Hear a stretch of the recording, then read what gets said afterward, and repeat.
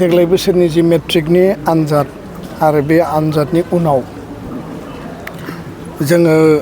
जिहेतु बोसोरफ्रोमबो दुलाराय बर' फरायसा आफादनि मिरु आफादनिफ्राय जागायनानै जिल्ला दखरा गावबागाव जिल्लानि बा दखरानि सिङाव आरो मिरुआ गासै आसाम नाङै बर' मिडियामनि मेट्रिकआव जायफोर साबसिन रिजाल्ट खालामदों बिथांमोनखौ जोङो मान बावनाय जायो मदेरासाद बान्थाजों आरो दिनै आङो बे जायगायाव बड'लेण्ड मुलुगसोलोंसालिनि बे अडिट'रियामाव क'क्राझार जिल्ला दुलाराय बर' फरायसा आफादा 10 स्टुडेन्टफोरखौ बरायनाय हाबाफारियाव बाहागो लादों आरो बेयाव बे मोनसे फरायसा फरायसुलिफोरखौ एनकारेजमेन्ट बिथांमोनखौ मटिभेसन आरो बिथांमोना क्लास 10नि आनजादसिम थाखोसेनिफ्राय फरायनायनि जि मोनसे खस्थ' बिथांमोना परिश्रम खालामबाय आरो गोब्राब नाजानानै जिउनि मोनसे स्टेप मोनसे फेजनि आनजादखौ मोजाङै उथ्रिसारबाय बेनिनो मोनसे बिथांमोनखौ मान बावनाय बा बरायनाय जों हाबाफारि लायो गुन गोनां सोलोंथाइनि जि मावथांखि मिशन क्वालिटि इडुकेसननि जि मोनसे जोंहा एजेन्डा आरो 2006 आरो 7निफ्राय जि कन्टिनिउआस प्रसेसआव जोङो मावगासिनो दङ गार्जेनखौ लोगो हमनाय स्टुडेन्ट लोगो हमनाय टिचार लोगो हमनाय बर' मिडियामनि मादार टां मिडियामाव गुन गोनां सोलोंथाइखौ इमप्रुभ खालामनाय आरो बर' माहारिखौ गेरेमसा हारि दानाय सोलोंथाइ बिथिंजों हिउमेन रिसर्स दानाय बे मोनसे एजेन्डानि नैबे क'क्राझार जिल्ला एबसुनि बे बरायनायाबो आरो बेखायनो दिनै गोबां फरायसा फरायसुलि बेयाव बाहागो लादों गोबां स्कुलनि प्राइभेट स्कुल सरकारि स्कुल आरो आं सानो जे दुलाराय बर' फरायसा आफादनि जे हाबा मावनाय बे ओरैनो दैयाव थाङाखै आरो दिनै गार्जेना जोथोन लानाय स्टुडेन्टआ गावनो नाजानाय गावनि थांखि होसोनानै माने गावखौनो सासे सुबुं धोन हिसाबै दानाय बा केरियार दानायनि थाखाय जि मोनसे गावबा गावनि जिउआव जि मटिभेसन बे मटिभेसननि आधारावनो दिनै बे रिजाल्टआ मोजां जादों न' डाउट देग्लाय बोसोराव गुण'त्सबनि रिजाल्ट बा मेट्रिकनि रिजाल्ट बिटिआर ओनसोलाव खोब गोजोनथावना सेटिसफेक्टरि नङा थेवबो जोंनि फरायसा फरायसुलिया स्कुल वाइज स्कुल बेसिसाव फरायसालि लायै फरायसालि सरकारि स्कुलानो जा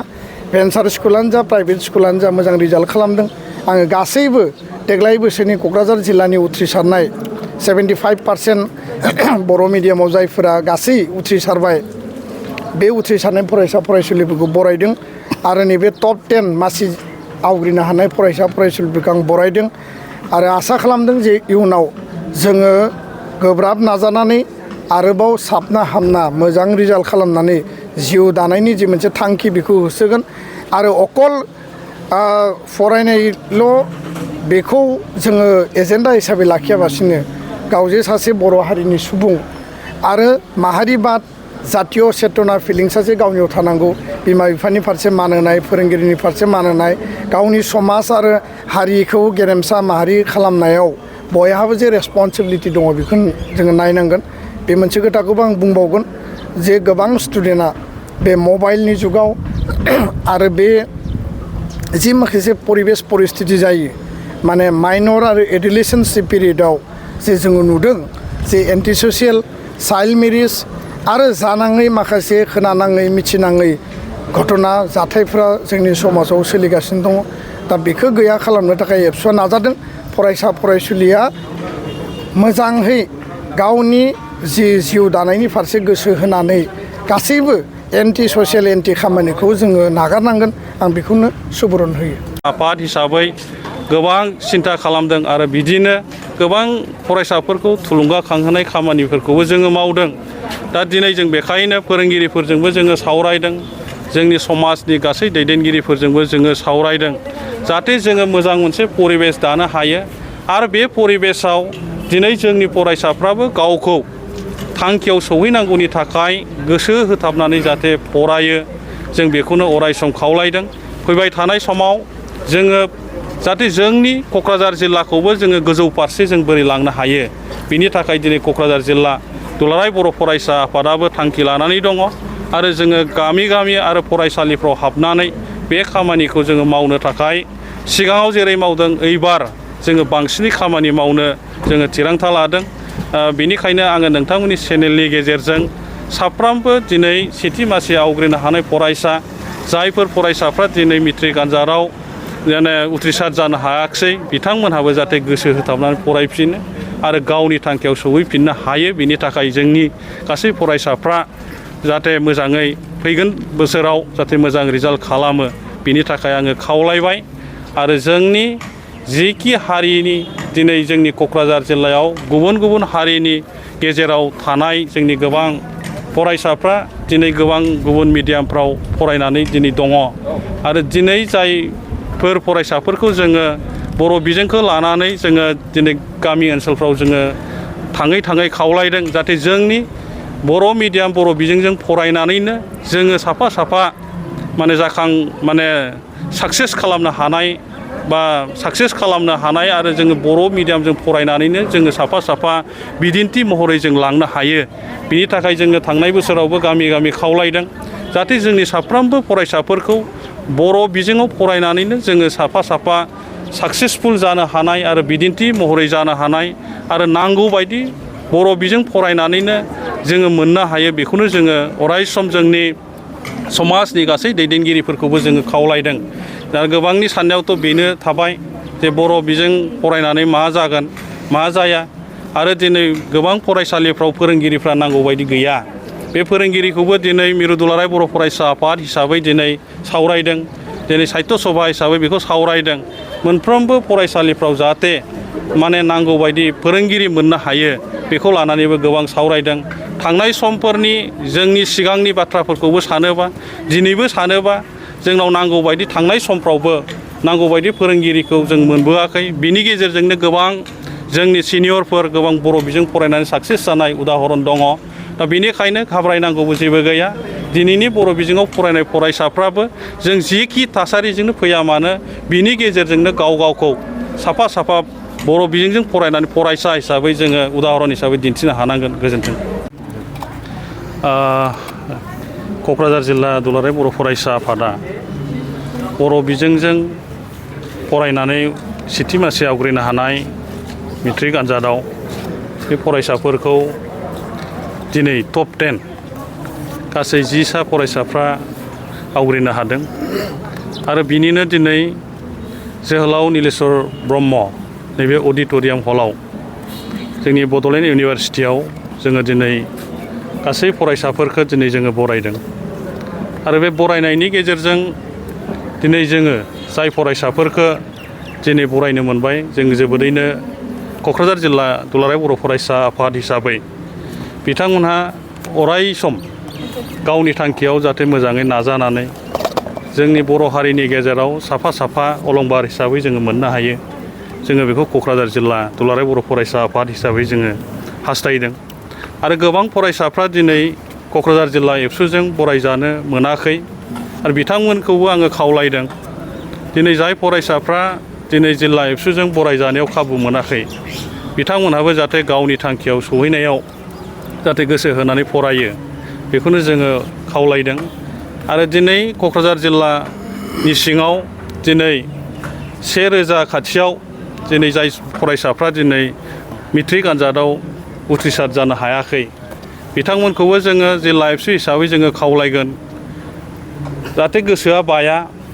जाहाथे गोसो होनानै फरायफिनो आरो जाहाथे जोङो दिनै फेल जाबाय होननानै गुबुन जायगायाव थांनानै जाहाथे गावनि थांखिनि फारसे दोरोदनानै जाहाथे जोंनि बर' लाइमोन बा फरायसाफ्रा जाहाथे आलाय आथानि जाया। दिनै जोङो नायदों क'क्राझार जिल्लानि सिङाव गोबां फरायसाफ्रा ड्रप आउट जानानै दिनै दङ। दा बेनिखायनो जोङो गासै फरायसाफोरखौ दिनै खावलायगोन। दा बेखायनो दिनै जाय फरायसाफ्राबो दिनै उथ्रिसारबाय सेथि मासि आवग्रिनो हाबाय आरो क'क्राझार जिल्ला हिसाबै जोङो गासै टप 10 हिसाबै जोङो बरायो आरो बै बरायजानाय फरायसाफोरखौबो जोङो खुथारै खावलायगोन। थासारिया दिनै जोंनि गेजेराव गोबांथार मोजां होननानै जोङो साननो हाया। मानोना दिनै गुबुन कलेजाव फरायहैगोन। दा बे कलेजाव फरायहैनायाव गोबां जायगानिफ्राय फरायफैनाय फरायसाफोर लोगो मोनगोन। दिनै गासिबो फरायसाफोरखौ जोङो मोजां जाजानो जोङो खावलायो। नाथाय बिमा बिफानि जानगार जानाय लोगो लोगो गोबां फरायसाफ्रा जोंनि समाजनि बेरेखा खामानि मावनायाव गोबां बेबायदिनो फरायसाफ्रा मावनानै गावनि थांखि फारसे सहैनाय नुवाखै दा बेनिखायनो जोंनि साफ्रोमबो फरायसाफोरखौ जोङो खावलायगोन जाहाथे जोंनि गारजेनफोर हास्थायनाय जोंनि फोरोंगिरिफोर हास्थायनाय समाजनि दैदेनगिरिफोर जि हास्थायनाय बर' हारिनि साफा साफा अलंबार हिसाबै जोङो गावखौनो जाहाथे दिन्थिनानै बर' हारिखौ गेरेमसा हारि दानायाव जों साफ्रोमबो जाहाथे मदद खालामनो हायो बिनि थाखाय जों अरायसम जोंनि फरायसाफोरखौ जोङो खावलायदों दा बेनिखायनो जोंनि गासै फरायसाफ्रा जाहाथे गुबुन कलेजाव फरायहैगोन गावनि थांखिखौ होसोनानै जाहाथे बै जायगायाव थांनानै गावनि फरायनायखौ जाहाथे माने लेहेम खालामा जासे बिमा बिफानि साननायखौ लेहेम खालामा जासे गोसो होथाबनानै फरायगोन आं बेखिनि फरायसाफोरखौ खावलायदों दिनै जाय फरायसाफ्रा दिनै बरायजाबाय अरायसम जाहाथे बरायजाबाय थानो हायो जोङो बेबायदिनो बिदिन्थि नुदों गोबां फरायसाफ्रा बरायजाखांनायनि उनावबो न' फारसे गावनि आनजादाव गाज्रि जानानै न' फारसे गिदिंफिननाय गोबां फरायसाफोरखौबो जोङो बिदि नुदों बेखायनो दिनै बरायजादों हिसाबै जोङो गोजोननाय मोनदों नाथायबा फरायसा बिथांमोनहा दिनै बे गोजोनखौ लानानै अराय सम गोजोनै जाहाथे फरायलांबाय थानो हायो बेखौनो इसोरनि खाथियाव आङो आर'ज गाबदों आरो क'क्राझार जिल्ला हिसाबै जोङो मेट्रिक आनजादाव देग्लाय 2025 इं मायथाइयाव क'क्राझार जिल्ला हिसाबै जों जोबोद गाहायाव दङ दा बेनिखायनो जोंनि मेट्रिक आनजादाव उथ्रिसारनो हानाय फरायसाफोरखौ जों गोजौ लामा फारसे बोरै लांनो जों बेखौ दिनै दुलाराय बर' फरायसा এটা ভাল ঘোষণা বঙাইগাঁও মেডিটেক এলাইট হেলথ ইনষ্টিটিউটৰ 2025 আৰু 26 বছৰৰ DMLT laboratory technician x-ray and imaging technician ECG technician pharmacy assistant dental hygienist emergency technician আৰু নাৰ্ছিং কেয়াৰ এছিষ্টেণ্ট কোৰ্চৰ নাম ভৰ্তি কৰাটো এতিয়া চলি আছে নাম ভৰ্তি কৰা বিষয়ৰ বাবে জানিবলৈ ব্যক্তিসকলে 9395558676 নম্বৰত যোগাযোগ কৰিব পাৰিব मोनसे गोजोनथाव फोसावथाय बङाइगाव मेडिटेक एलाइट हेल्थ इन्स्टिट्यूटआव इंराजि बोसोर 2025-26 मायथाइनि थाखाय DMLT laboratory technician x-ray and imaging technician ECG technician pharmacy assistant dental hygienist emergency technician आरो नार्सिं केयार एसिस्टेंट कोर्सनि मुं थिसननाया सोलिगासिनो दङ मुं थिसननायनि सोमोन्दै सुलाद लानो थाखाय 9395558676 नाम्बाराव फोनांजाब खालामनो हागोन।